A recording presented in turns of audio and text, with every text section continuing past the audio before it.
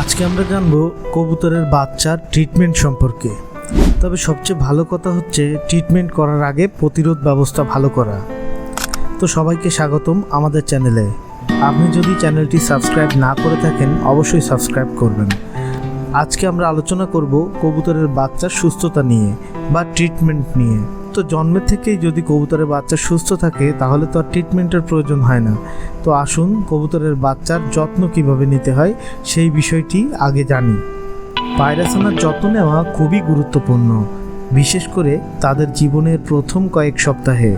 এই সময়ে তাদের সঠিক যত্ন এবং পুষ্টির প্রয়োজন। আসুন দেখি কিভাবে পায়রাছানাদের খাওয়ানো যায়। পায়রাছানাদের খাওয়ানোর জন্য বিশেষ ফিডিং সিরিঞ্জ ব্যবহার করা হয়।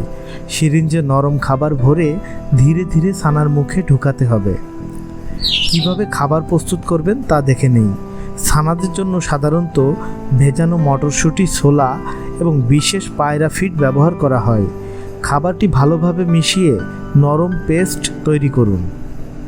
খাওয়ানোর সময় সাবধানতা অবলম্বন করতে হবে যেন ছানারা শ্বাসরোধ না হয়।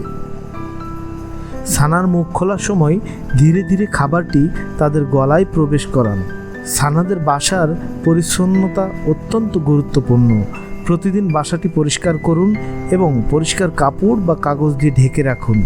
বাসাটি পরিষ্কার করার জন্য আপনি একটি নরম ব্রাশ বা কাপড় ব্যবহার করতে পারেন। বাসাটি জীবাণুমুক্ত রাখার জন্য মাঝে মাঝে হালকা জীবাণুনাশক স্প্রে ব্যবহার করতে পারেন। ছানাদের সুস্থতা নিশ্চিত করতে হবে। তাদের ওজন এবং বৃদ্ধি নিয়মিত পরীক্ষা করুন। যদি কোনো সমস্যা দেখেন দ্রুত অভিজ্ঞ পশু চিকিৎসকের সাথে পরামর্শ করুন। আপনার যদি আরও তথ্য বা সাহায্যের প্রয়োজন হয় আমাদের কমেন্টস বক্সে মন্তব্য করবেন। আশা করি এই ভিডিওটি আপনার জন্য সহায়ক হয়েছে। যদি আপনার ভালো লেগে থাকে তাহলে লাইক দিন, শেয়ার করুন এবং আমাদের চ্যানেলটি সাবস্ক্রাইব করুন। আমাদের সাথে থাকার জন্য ধন্যবাদ। আল্লাহ হাফেজ।